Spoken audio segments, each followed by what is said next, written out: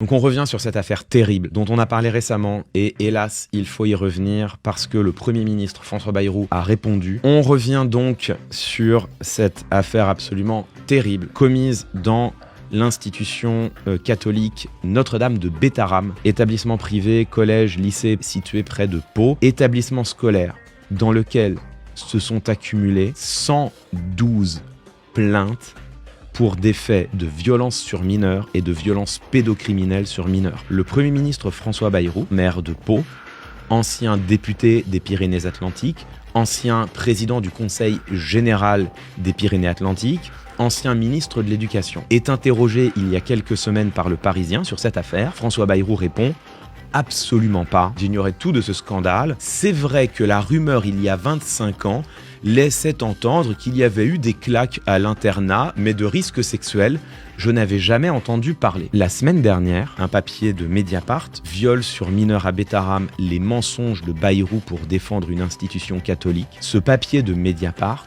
expose un dossier absolument accablant. Venons-en donc à ce qui s'est passé hier. C'était pendant la séance de questions au gouvernement. C'est Paul Vannier, député de la France Insoumise, qui pose la question. Pourquoi n'avez-vous pas protégé les élèves de l'école Notre-Dame de Bétharram? Je n'ai jamais été informé de quoi que ce soit de violence ou de violence a fortiori sexuelle, et j'ai 2 preuves pour cela. Lorsque la première plainte est déposée, j'ai quitté déjà le ministère de l'Éducation nationale depuis des mois, puisque c'est en décembre 97 et 98 et que j'ai quitté le ministère en mai 97. Déjà, d'une part, j'attire votre attention sur le fait que son argument en soi n'en est pas un. S'il n'était pas ministre de l'Éducation nationale, il était tout de même, je le répète, député de Pyrénées-Atlantiques, président du Conseil général des Pyrénées-Atlantiques, marié à une femme qui enseigne au sein de l'établissement,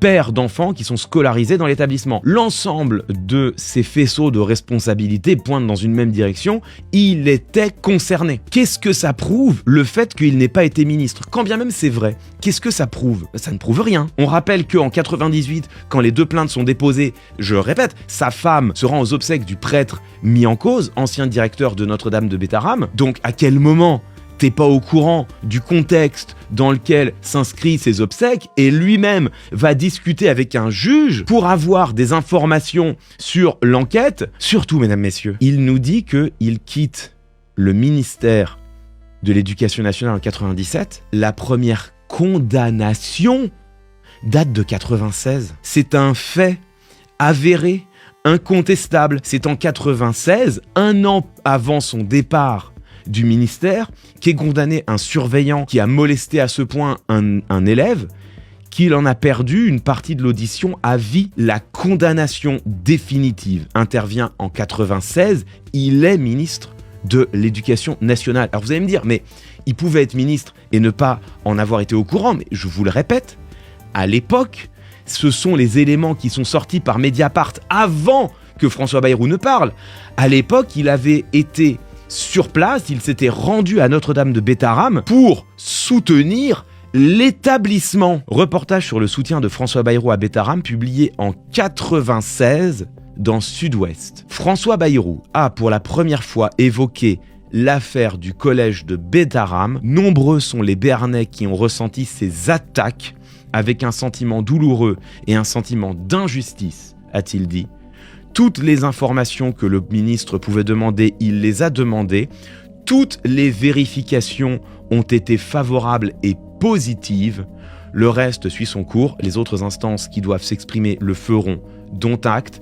1 mois plus tard, le surveillant en question sera définitivement condamné. Mesdames, messieurs, un mensonge, les yeux dans les yeux, face à la représentation nationale. Suite de l'affaire, le scandale rebondit bien sûr aujourd'hui à l'Assemblée nationale. Paul Vannier repose une question. La question est absolument irréprochable. On a déjà regardé en direct la séquence. La parole est à monsieur Gérald Darmanin, garde des Sceaux, ministre de la Justice. Il va même pas répondre. Alors dur. Je veux d'abord, pour ma part et au nom du gouvernement, avoir une pensée pour tous ces enfants, quel que soit leur âge, qui aujourd'hui sont victimes et qui méritent, me semble-t-il, mieux que des jeux politiciens.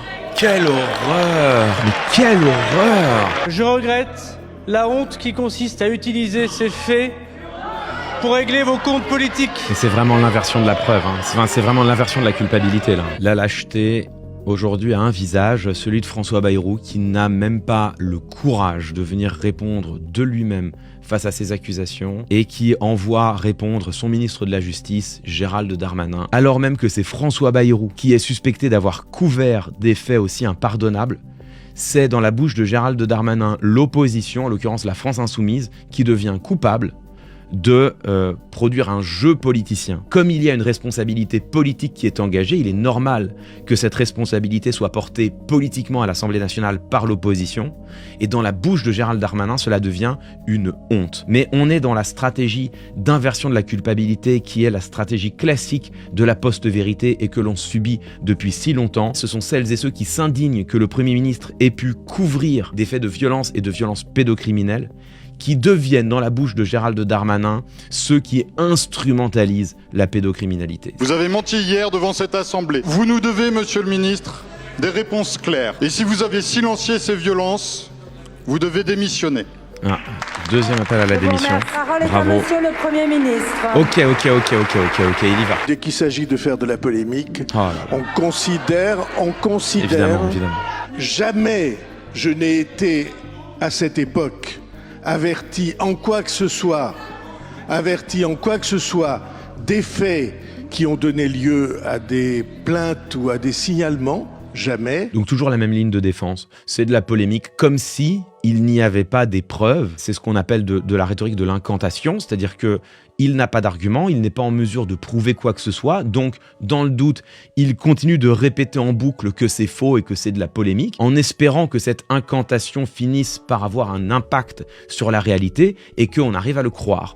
La rhétorique incantatoire, c'est l'un des outils de la post-vérité. Ce que fait François Bayrou ici, c'est du Trumpisme. C'est exactement la même chose que Donald Trump qui disait, en parlant des migrants haïtiens, il mange des chiens, il mange des chats. Il est débusqué, débunké, réfuté de manière inexorable par toute la presse américaine. C'est une histoire. Il le sait, on le sait, tout le monde le sait. Ça ne l'empêche pas de continuer de le répéter encore et encore. C'est exactement ce que fait ici François Bayrou. C'est du Trumpisme. Le dossier est accablant. Est-ce que François Bayrou a eu connaissance de ces accusations et n'a pas agi? La réponse indubitable est oui. Les preuves avancées par Mediapart sont absolument accablantes. Derrière, est-ce que François Bayrou, devenu Premier ministre, a menti à la représentation nationale? La réponse, là, pour le coup, elle est matérielle. C'est oui. Est-ce que la réponse de François Bayrou est absolument indigne d'une indigence intellectuelle absolue et d'une indignité morale évidente? La réponse est oui.